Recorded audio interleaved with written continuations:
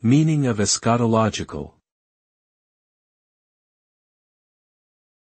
Eschatological.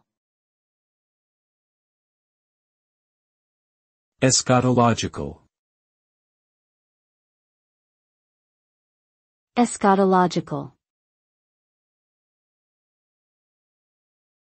Eschatological.